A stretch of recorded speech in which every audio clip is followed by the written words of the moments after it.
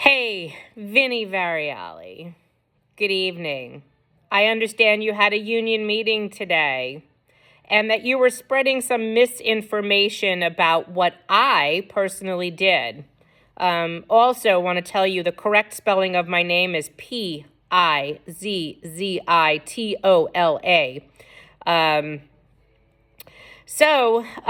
You said that the city and the MLC negotiated an agreement to provide retirees with a choice when they reach age eligible for Social Security and Medicare.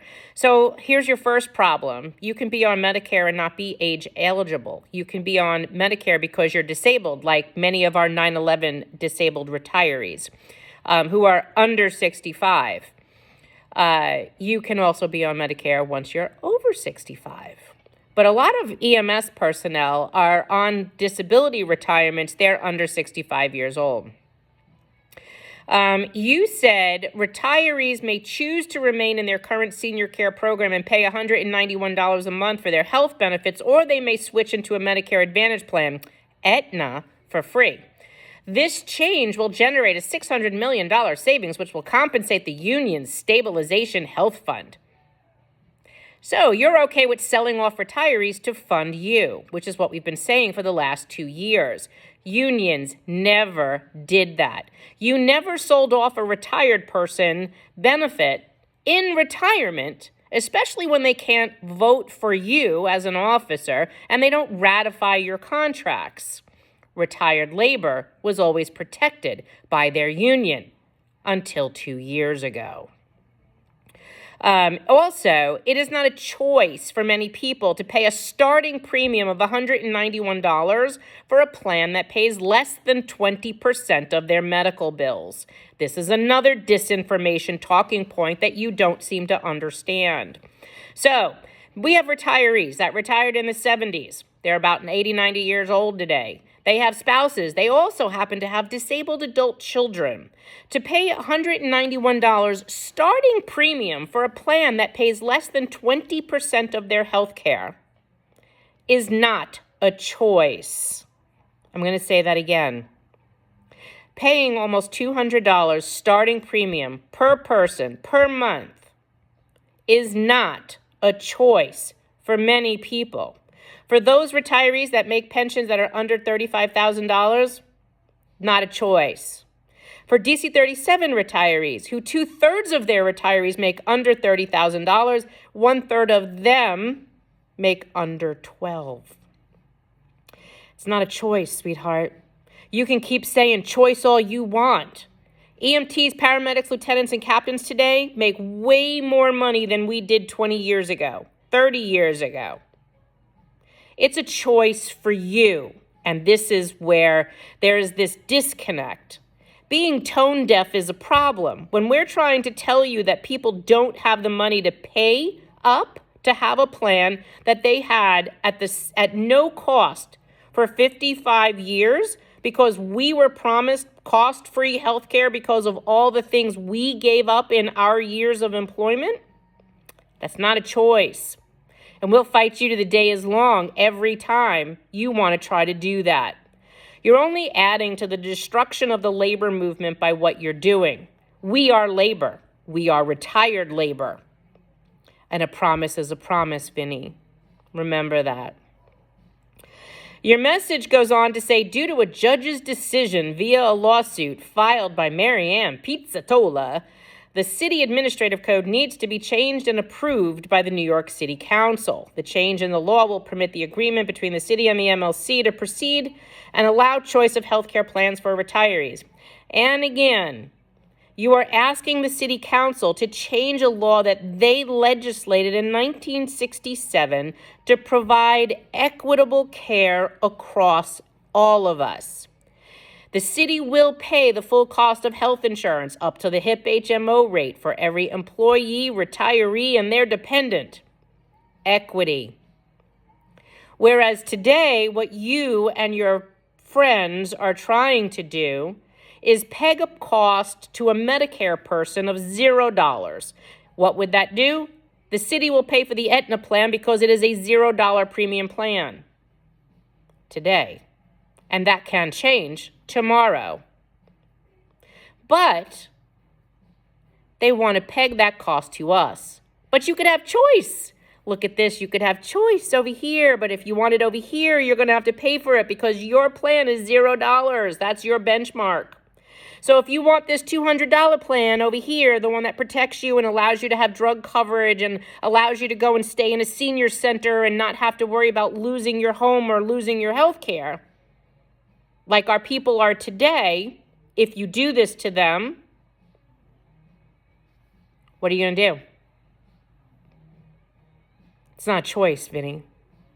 And this is what you're not wrapping your head around. You can bash me in your, union newsletters all you want. You're wrong. Absolutely 110% wrong. You force people into Medicare Advantage, they will end up losing their homes because they are in stepped care communities that Medicare Advantage plans are not permitted to be in. They have to sign an agreement that they will maintain their traditional Medicare and supplement, not an HMO, not an MA. And because you're younger and you're not in this situation and you're not familiar with it, you don't know. You don't know the inherent differences between traditional Medicare and Medicare Advantage. And that's another problem. People that are in Medicare Advantages can have no coordination of health care. You cannot have an outside drug program. Many people have small drug plans or drug formularies that don't cover your drugs.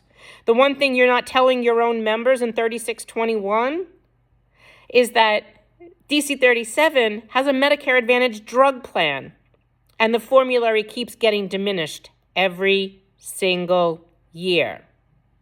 We have members whose drugs aren't getting covered. And yes, that plan is a Medicare Advantage drug plan that is also subsidized by the federal government. Nice, right? That's the kickback that the union's getting. You're only worried about subsidizing your own benefits. Or your fund, sorry. But you're not looking that you're diminishing or watering down your health care. And why would you want to do that to your most vulnerable population? Those that are older or those that are disabled. So you could save money.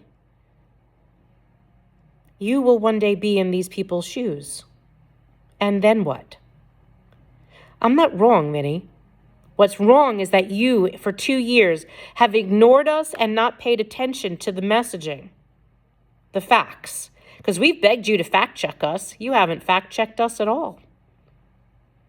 I ask you to fact check us again.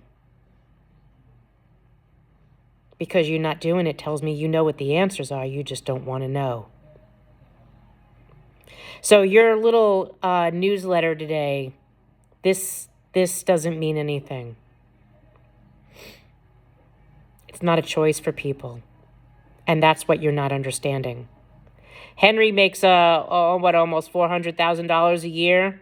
I think they pegged your salary and all your other benefits and your stipends at close to like $250,000, $300,000 a year. Michael Mulgrew makes almost $500,000 a year. $200 a month to you guys isn't a big deal. $200 a month to us is a big deal. Especially that it's $200 a month for a plan that pays less than 20% of our bill. Someone asked me, what would a premium be on an employee? I said, well, the HIP rate's $918. If you wanted the GHI plan, the GHI plan is $936 a month for an individual plan. What's the difference, Vinny, between 936 and 917? 918. For a plan that pays 100%. Your monthly premium. And that's what you're arguing about. I'm not going to advocate for premium to be on your plan, but I sure as hell am going to fight like hell that you're trying to charge people who have limited incomes, whose incomes are fixed. We don't get raises like you do.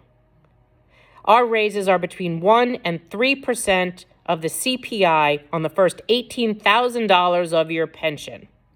And if you make more than $18,000, you don't get any more.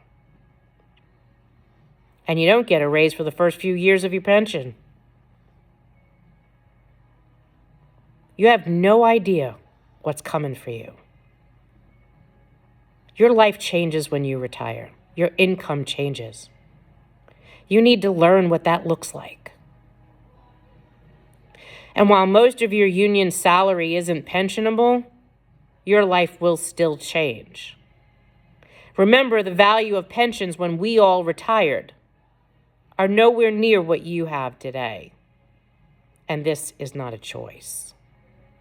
And that's what you should be respecting.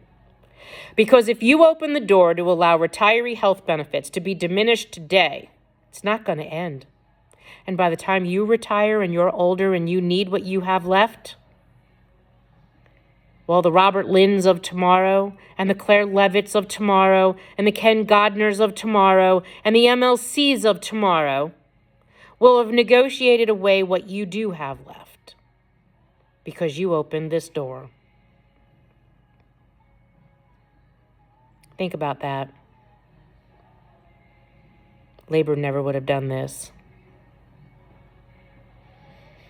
Just remember, if you're going to use my name again in a document, at least you got my first name right. But Pizzitola is Pizzitola. Which side of history are you going to be on, Vinny? Let me know if you change your mind.